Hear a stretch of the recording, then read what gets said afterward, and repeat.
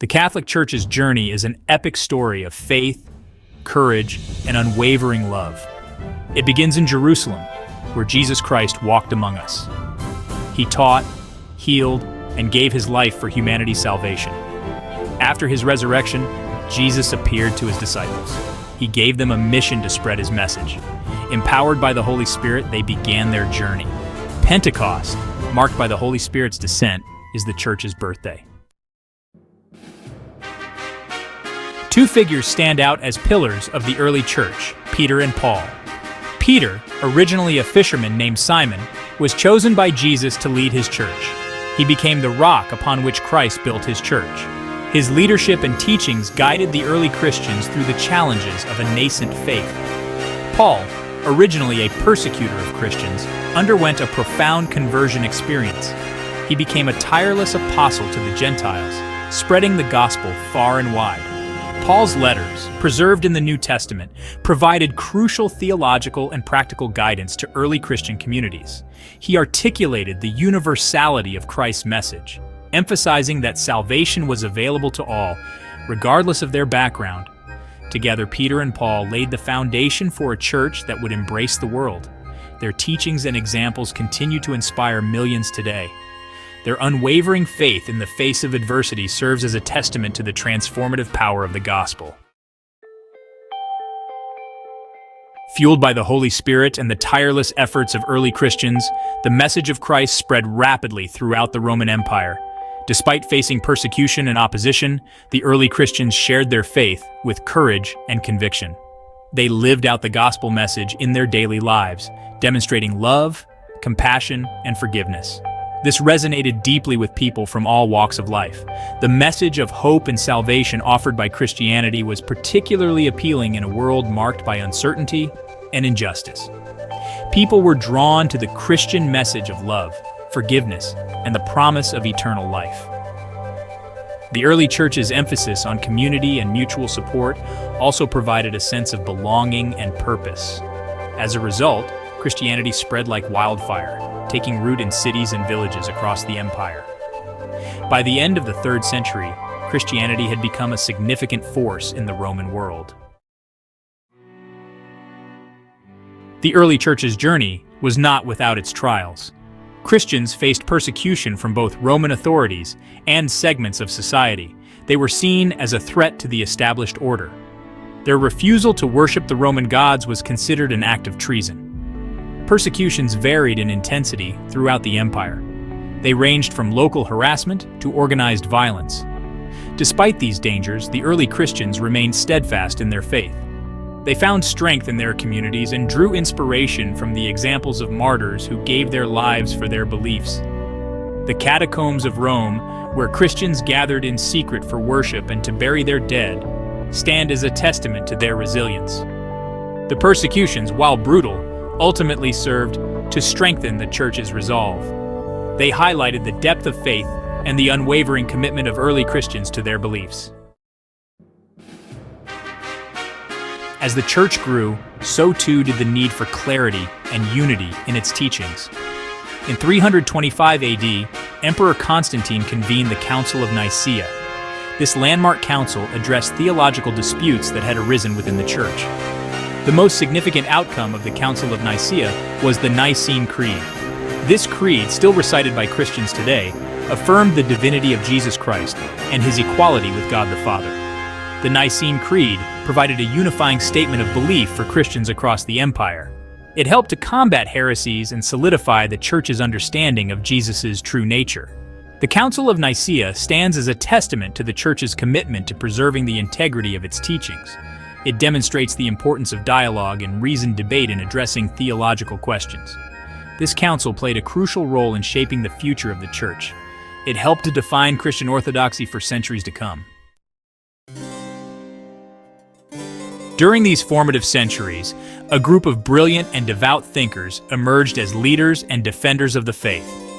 These men, known as the early church fathers, played a pivotal role in shaping Christian theology, interpreting scripture, and refuting heresies.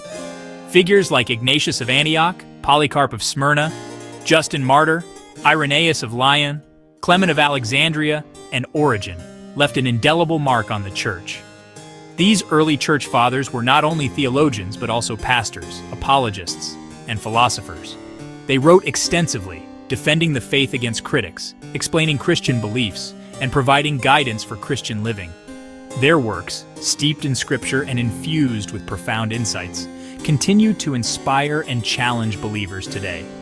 They serve as a vital link to the early church, offering valuable perspectives on the faith and its relevance in every age. By the 3rd century, a new expression of Christian life began to emerge: monasticism.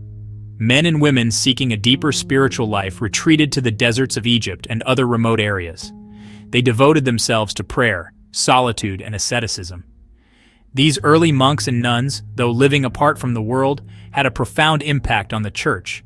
Their example of radical commitment to God inspired many. Their prayers and penances were seen as a source of intercession for the whole church.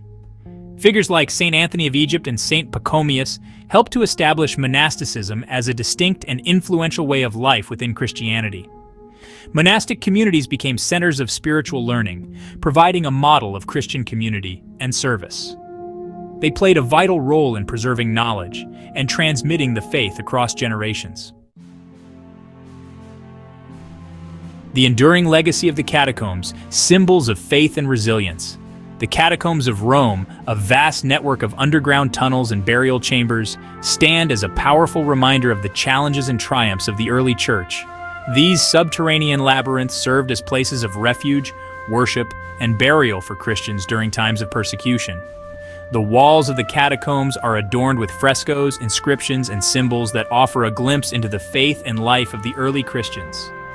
Images of Christ as the Good Shepherd, the fish, an early Christian symbol, and scenes from Scripture reflect the hope and resilience of these early believers. The catacombs are not merely burial grounds, but sacred spaces that testify to the enduring power of faith in the face of adversity. They remind us of the sacrifices made by those who came before us. They challenge us to live out our faith with the same courage and conviction.